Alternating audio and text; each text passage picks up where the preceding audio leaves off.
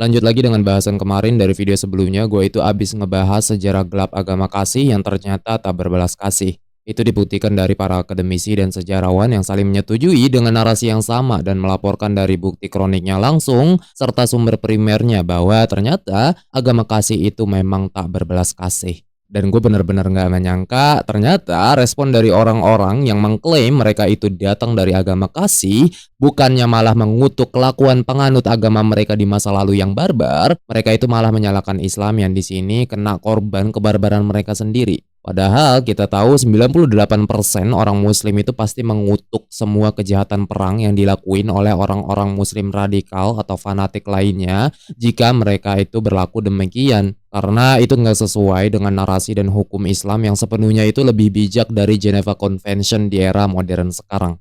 Dan sedangkan penganut agama kasih maka agak mereka itu malah memuliakan kebarbaran sejarah mereka yang sepenuhnya menodai ajaran mereka sendiri. Lalu mereka itu malah membawa fallacy dengan menyalahkan orang muslim dengan bilang bahwa muslim itu begini begitu dan muslim itu bahkan lebih parah bla bla bla bla bla bla. Seharusnya itu ya lo kutuk aja dulu sejarah agama lo. Karena orang Islam itu pasti selalu mengutuk perilaku orang-orang muslim yang menyalahi agamanya sendiri. Karena Islam punya hukum dan aturan perang atau ekspansi itu sendiri. Baik di masa lalu atau masa sekarang, orang muslim itu wajib menaatinya. Di antara hukum-hukum dan aturannya itu nggak boleh membunuh orang yang tidak bersalah atau yang tidak ikut berperang, kayak bayi, anak-anak, wanita, atau orang yang sudah lanjut usia dan bahkan biarawan-biarawati atau rahib-rahib yang nggak ikut melawan juga kita nggak boleh bunuhin. Lalu juga nggak boleh membunuh hewan-hewan, nggak boleh berbuat kerusakan, kayak merusakkan tanaman, bangunan, dan bahkan juga tetap harus menghormati tempat suci agama lain dengan tidak merusakkannya. This is Islamic teaching. Nah, ketika ada orang muslim yang menyalahi ajaran, aturan, atau hukum dalam perang ini, maka mereka itu wajib kita kutuk dan kita adili karena sudah menyelisihi ajaran Islam. Dan kita itu nggak akan mendukungnya sama sekali. Tentunya berbeda dengan ajaran yang dikatakan agama kasih ketika sejarah mereka yang sepenuhnya gelap bukannya malah mengutuk, malah berbangga-bangga mendukungnya atau bahkan mencoba untuk menyangkalnya.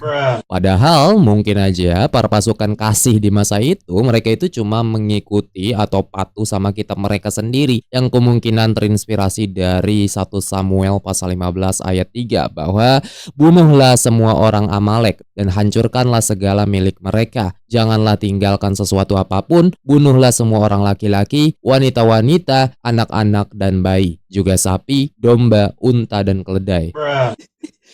Ya mungkin aja mereka itu mencoba mengikuti ajaran mereka sendiri yang sekarang itu sepenuhnya bakalan dikutuk sama Geneva Convention karena mengandung unsur genosida. Jadi bisa dilihat sendiri lah ya perbedaannya dari sini.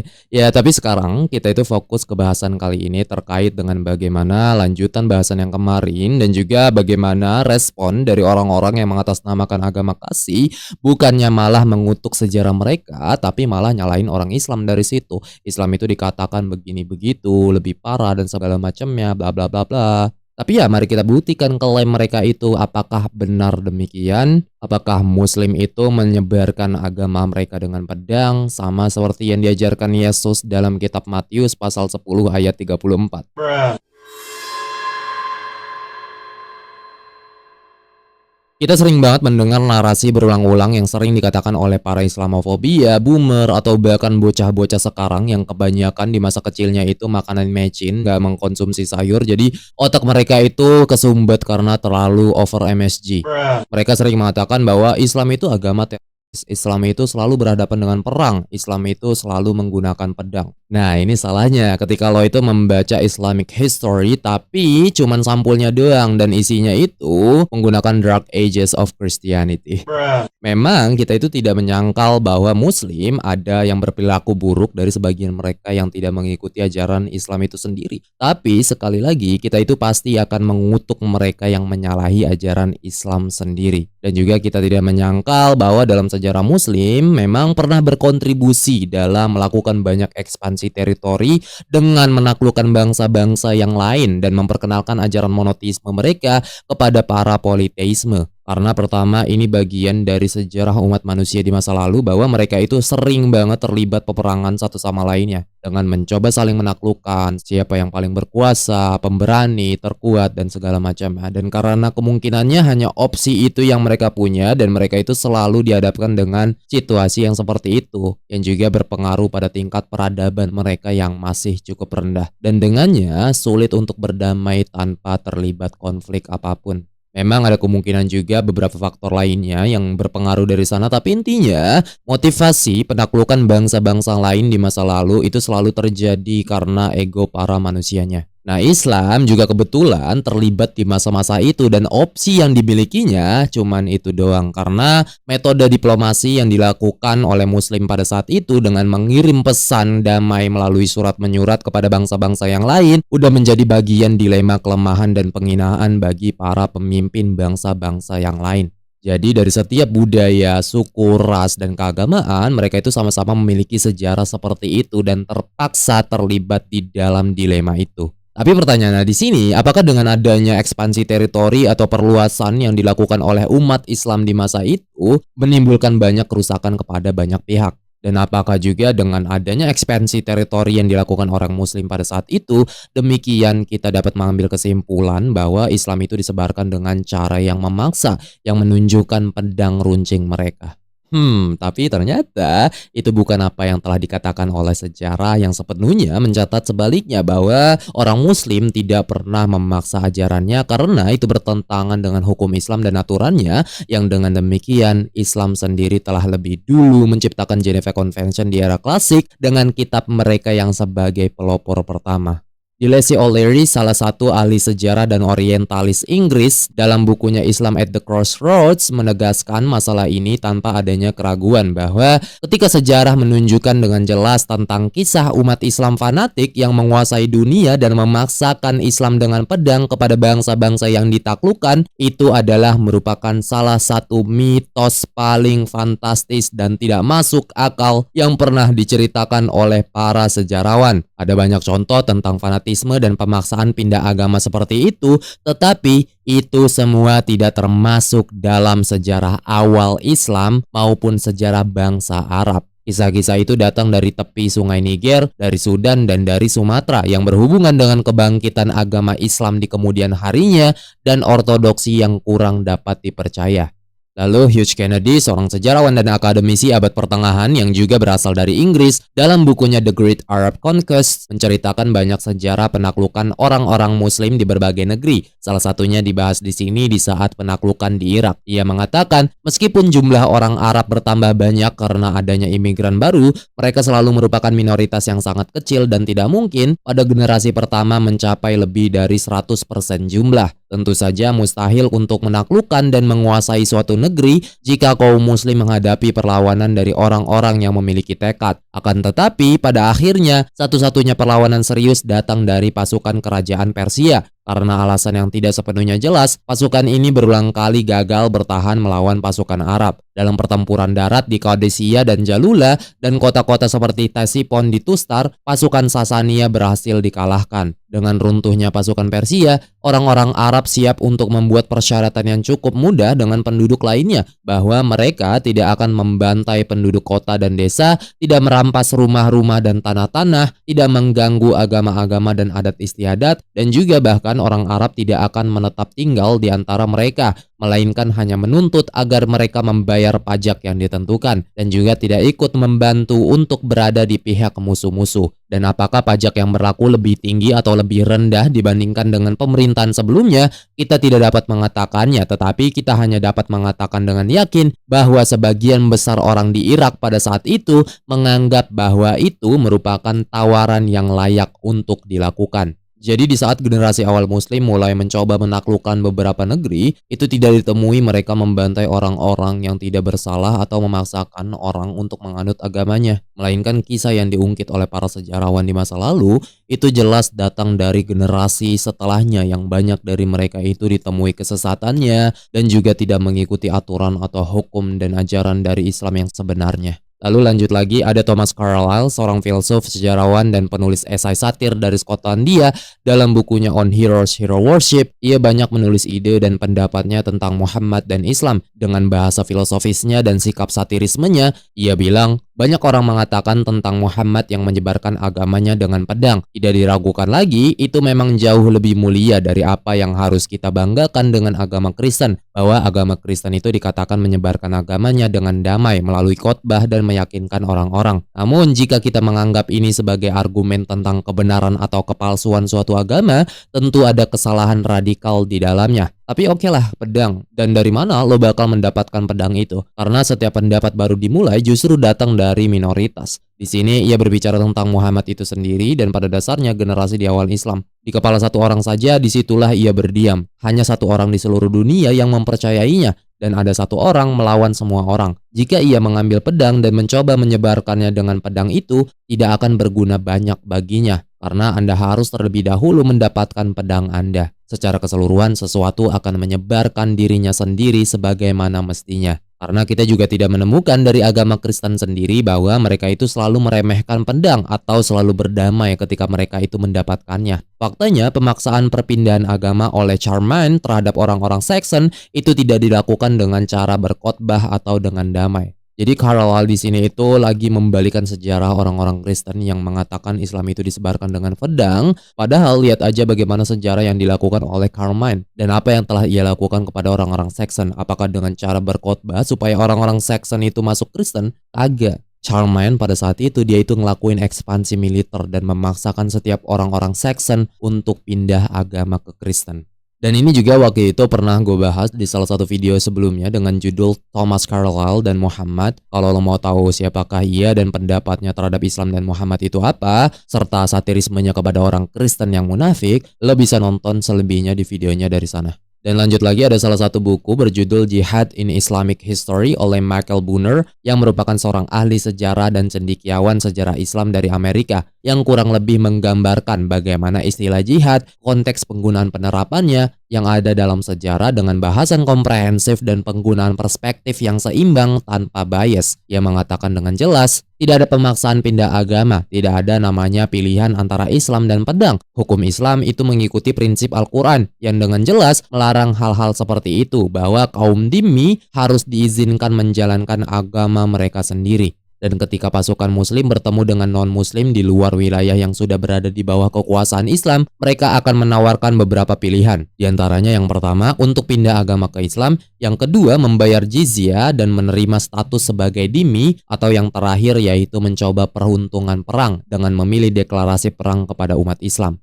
Nah, jika musuh memilih yang terakhir dari ketiga pilihan itu dan kemudian mereka itu kalah, barulah mereka itu akan menghadapi perampasan, perbudakan, atau bahkan kematian. Namun meskipun demikian, mereka tetap tidak boleh dipaksa untuk pindah agama. Dan faktanya, meskipun ada contoh-contoh pemaksaan pindah agama dalam sejarah Islam, ini merupakan pengecualiannya. Lebih jauh lagi, perlindungan yang diberikan kepada ahlul kitab berarti bahwa mereka seperti halnya kaum muslim sendiri tidak dapat diperbudak. Dan juga buku komprehensif lainnya berjudul A History of Islamic Societies dari edisi kedua oleh Ira Lapidus, seorang profesor emeritus sejarah Islam dan Timur Tengah dari Amerika. Ia menjelaskan konteks sejarah masyarakat keislaman saat itu. Dikatakan, perluasan Islam melibatkan kekuatan yang berbeda-beda. Di Afrika Utara, Anatolia, Balkan, dan India, Islam dibawa oleh para penakluk nomaden Arab atau Turki. Di Samudra Hindia dan Afrika Barat, Islam menyebar melalui hubungan damai di antara para pedagang atau melalui khotbah para da'i saat itu. Dalam beberapa kasus, penyebaran Islam bergantung pada penerimaannya oleh penguasa setempat. Dalam kasus yang lain, Islam sangat menarik bagi kelas penduduk perkotaan atau masyarakat persukuan. Daya tariknya diungkapkan dalam istilah-istilah yang saling terkait tentang manfaat politik dan ekonomi, serta budaya dan agama yang canggih. Pertanyaan tentang mengapa orang masuk Islam selalu menimbulkan perasaan yang kuat. Generasi sarjana Eropa sebelumnya percaya bahwa orang masuk Islam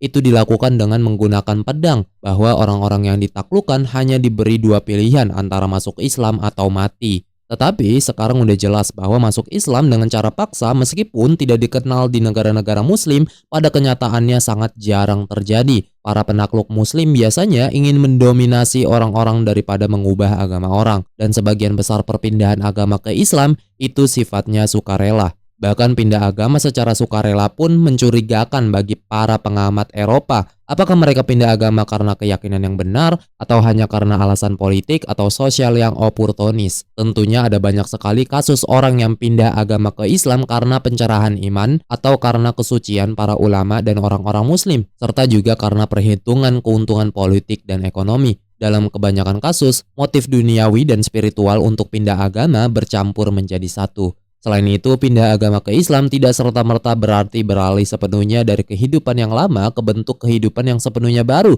Meskipun hal itu memerlukan penerimaan kepercayaan agama baru dan keanggotaan dalam komunitas agama yang baru, sebagian besar orang yang pindah agama tetap memiliki keterikatan yang mendalam dengan budaya dan komunitas tempat mereka berasal. Thomas Walker Arnold, seorang orientalis dan ahli sejarah seni rupa Islam dari Inggris, dalam bukunya The Preaching of Islam menjelaskan lagi bagaimana awal sejarah penyebaran agama Islam. Ia mengatakan, mengenai pemaksaan pindah agama atau hal-hal seperti penganiayaan pada masa-masa awal penaklukan Arab, kita itu tidak mendengarnya sama sekali. Bahkan mungkin sebagian besar sikap toleran umat Islam terhadap agama Kristen itu yang terlihat memudahkan mereka menguasai suatu negeri dengan cepat. Dan satu-satunya keluhan yang dapat diajukan orang-orang Kristen terhadap penguasa baru mereka, ya karena memperlakukan mereka secara berbeda dengan rakyat mereka yang bukan Kristen, yaitu bahwa mereka harus membayar pajak kapitasi yang biasanya sebesar 48 dirham untuk orang kaya, 24 untuk kelas menengah, dan 12 untuk mereka yang mencari nafkah pekerja kasar. Pajak ini digunakan sebagai pengganti dinas kemiliteran mereka dan hanya dikenakan kepada laki-laki yang sehat. Dan untuk wanita, anak-anak, pendeta, orang pincang, orang buta, orang sakit, pengemis, dan budak, mereka itu dibebaskan dari pajak tersebut. Dan pajak ini juga tampaknya tidak terlalu menindas karena dikumpulkan oleh pejabat Kristen sendiri. Bahkan dalam kasus pelanggaran terhadap hukum agama Islam, orang-orang Kristen akan diadili oleh hakim mereka sendiri yang sesuai dengan hukum mereka sendiri. Lawrence Brown, seorang cendekiawan agama dan sarjana Kristen, dalam bukunya The Eclipse of Christianity in Asia, yang menegaskan lagi dengan mengatakan, dengan selesainya penaklukan Arab, orang-orang Kristen bersama dengan orang-orang Yahudi dan Zoroaster memasuki posisi sebagai orang-orang yang dilindungi atau disebut sebagai dhimmi. Dan para dhimmi ini tidak hanya ditoleransi, tetapi juga berhak atas perlindungan negara. Mereka tidak diizinkan untuk berperang di ketentaraan, dan sebagai pengganti dinas militer ini, mereka itu dikenakan pajak khusus yang dikenal sebagai jizyah. Jumlah jizyah itu bervariasi. Pada awalnya, biasanya 1 dinar per tahun, atau kiranya sebuah koin emas seberat 4-25 gram, yaitu sedikit lebih banyak dari setengah koin Inggris yang beratnya 4 gram. Tetapi kemudian menjadi minimum dan jumlah yang berbeda dibebankan kepada orang kaya dan orang miskin. Sesuai dengan prinsip bahwa jizyah adalah pengganti dinas kemiliteran, jadi hanya dikenakan untuk para pria dan tidak dikenakan kepada para wanita, anak-anak, dan pria yang sudah lanjut usia atau pendeta. Philip Hitti, seorang sejarawan Kristen Lebanon yang banyak memperkenalkan sejarah kebudayaan Arab ke Amerika, dalam bukunya History of the Arabs juga mengatakan bahwa untuk kaum dhimmi sebagai masyarakat yang ditaklukkan itu akan tetap menikmati perlindungan dari kaum muslim dan tidak memiliki kewajiban militer karena mereka dilarang oleh agama Islam sendiri untuk bertugas di kemiliteran muslim. Namun mereka hanya harus membayar upeti atau jizyah ini. Dan karena berada di luar lingkup hukum Islam, mereka tetap diizinkan untuk menjalankan yurisdiksi hukum kanon mereka sendiri, sebagaimana yang diatur oleh masing-masing kepala komunitas agama mereka. Lalu Albert Hourani, seorang sejarawan Kristen Lebanon lainnya yang lahir di Inggris, dalam bukunya A History of the Arab Peoples juga menceritakan lebih lanjut hal itu, bahwa menjelang akhir abad ke-4 Islam atau abad ke-10 Masehi, gambarannya telah berubah. Sebagian besar penduduk telah menjadi muslim. Tidak hanya penduduk kota tetapi sejumlah besar penduduk pedesaan telah berpindah agama. Salah satu alasannya mungkin karena Islam telah menjadi lebih jelas dan garis antara muslim dan non-muslim mulai lebih terbentuk. Muslim sekarang hidup dalam sistem ritual, doktrin, dan hukum yang rumit yang jelas berbeda dari non-Muslim. Jadi mereka lebih sadar akan diri mereka sendiri sebagai Muslim. Dan status orang Kristen, Yahudi, dan Zoroaster didefinisikan dan dianggap sebagai ahli kitab untuk mereka yang memiliki kitab suci yang diwahyukan atau ahli perjanjian, yang dengannya perjanjian perlindungan telah dibuat, yang disebut sebagai Pakta Umar atau Perjanjian Umar. Secara umum, perjanjian ini diberikan kepada orang non-Muslim bahwa mereka tidak dipaksa untuk pindah agama, tetapi mereka tetap mengalami pembatasan. Di antaranya mereka itu membayar pajak khusus dan mereka tidak boleh mengenakan warna pakaian tertentu, mereka tidak boleh menikahi wanita Muslim, lalu saksi mereka tidak diterima terhadap saksi Muslim di pengadilan hukum, dan rumah atau tempat ibadah mereka tidak boleh mencolok, dan mereka dikecualikan dari posisi kekuasaan meskipun di berbagai tempat orang Yahudi dan orang Kristen terbiasa bekerja sebagai sekretaris atau pejabat keuangan untuk para penguasa Muslim. Seberapa serius aturan tersebut diterapkan tergantung pada kondisi setempat. Tetapi bahkan dalam keadaan terbaik sekalipun dan posisi minoritas yang tidak nyaman, tetap ditemui terdapat dorongan untuk pindah agama. Demikian artinya itu tidak ada pemaksaan pindah agama kepada orang-orang non-Muslim selain atas kesukarelawanan. Dan bahkan udah jelas orang non-Muslim itu diberikan hak beribadah mereka sendiri dengan aturan mereka sendiri. Lalu penerapan aturan itu harus menggunakan hukum mereka sendiri karena umat Islam itu nggak mau mencampuri urusan mereka dalam hal itu. Mereka itu ya hanya perlu membayar jizyah atau pajak untuk perlindungan bagi mereka juga. Dan pajak itu hanya diterapkan kepada para prianya doang. Dan itu juga yang untuk orang yang mampu aja, ditujukannya sebagai pengganti dinas kemiliteran mereka. Karena alasannya mereka itu nggak boleh ikut berperang di bawah pemerintahan Islam. Jadi pada dasarnya orang non-Muslim itu malah lebih enak kehidupannya ketika di bawah pemerintahan Islam. Mereka itu jelas sangat dilindungi. Gak ada istilahnya disiksa atau ditindas dan dipaksa pindah agama, lalu abis itu dieksekusi kayak orang Muslim dan orang Yahudi yang berada di bawah pemerintahan Kristen di Eropa, khususnya di Semenanjung Iberia dan semisalnya. Tapi kembali lagi ya, memang tadi dijelaskan ada beberapa keterbatasan yang tadi disebutkan. Ada perbedaan terkait di beberapa negeri Islam, itu ada yang menerapkan aturan kepada non-Muslim dengan lebih ketat. Misalnya tadi kayak penggunaan pakaian dengan warna tertentu yang tidak diperbolehkan dan segala macamnya. Itu didapati dari beberapa pemimpin Muslim yang menerapkan hal itu karena penyesuaian kondisi pada saat itu juga. Namun tidak di semua negeri-negeri Muslim lainnya. Tapi tentunya aturan penggunaan pakaian yang sopan memang itu harus diwajibkan karena kita itu umat yang percaya dengan Tuhan dan turut menjaga kesopanan, dan itu jelas tentu sama persepsinya kayak umat agama yang lainnya di masa itu. Dan untuk terakhir sebagai penutup, ada sebuah buku berjudul The World's Religions dari Huston Smith, seorang sarjana perbandingan agama yang juga merupakan seorang pemikir perennialis. Ia menulis informasi dan analisis komprehensif tentang perbandingan agama-agama yang ada di dunia dengan memperkenalkan ajaran, tradisi, dan sejarah mereka secara objektif. Ia mengatakan, umat Muslim menunjukkan bahwa Muhammad memasukkan prinsip toleransi beragama yang diumumkan ke dalam piagamnya untuk Madinah. Piagam ini merupakan piagam pertama yang berbicara tentang kebebasan hati nurani dalam sejarah manusia dan model yang berwenang bagi setiap negara Muslim berikutnya. Piagam itu menetapkan bahwa orang-orang Yahudi yang melekatkan diri pada negara kita atau negara Islam, dan juga hak-hak yang serupa disebutkan untuk orang-orang Kristen, yang keduanya merupakan satu-satunya agama non-Muslim yang ada dan harus dilindungi dari semua penghinaan dan gangguan. Mereka akan memiliki hak yang sama dengan orang-orang kita sendiri, yaitu dengan mendapatkan bantuan dan jabatan yang baik dari kita. Dan orang-orang Yahudi dan semua orang lain yang berdomisili di Yatsrib dapat menjalankan agama mereka dengan bebas seperti halnya orang-orang Muslim. Bahkan negara-negara yang ditaklukkan diizinkan untuk bebas beribadah dengan syarat mereka hanya perlu membayar pajak khusus sebagai pengganti pajak miskin yang tidak dikenakan kepada mereka. Jika ada petunjuk yang lebih jelas tentang sikap Islam terhadap toleransi beragama, kita akan melihat kata-kata langsung dari Muhammad yang berkata, "Apakah kamu akan memaksa manusia untuk beriman? Padahal iman itu hanya datang dari Tuhan." Suatu ketika seorang wakil dari orang Kristen mengunjunginya, Muhammad mengundang mereka untuk beribadah di masjidnya, seraya menambahkan itu adalah tempat yang disucikan bagi Tuhan. Ini hanya teori dan contoh pribadi dari Muhammad. Dan untuk seberapa baik umat muslim dalam menjalankan prinsip-prinsip toleransi yang telah diajarkan Muhammad, tentunya itu akan menjadi masalah yang lain dan jadi pengecualian dari sana. Tapi di sisi positifnya, umat muslim menunjuk pada abad-abad yang panjang di mana di India, Spanyol, dan Timur Tengah, umat Kristen, Yahudi, dan Hindu, mereka itu dapat hidup dengan tenang dan bebas di bawah kekuasaan Muslim. Bahkan sekalipun di bawah penguasa Muslim yang buruk, umat Kristen dan Yahudi tetap memegang posisi berpengaruh dan secara umum mempertahankan kebebasan beragama mereka. Lalu kita diingatkan dengan sejarah umat Kristen yang pada abad ke-15 mengusir orang-orang Yahudi dari Spanyol, sedangkan di bawah kekuasaan Islam mereka telah menikmati salah satu zaman keemasan mereka.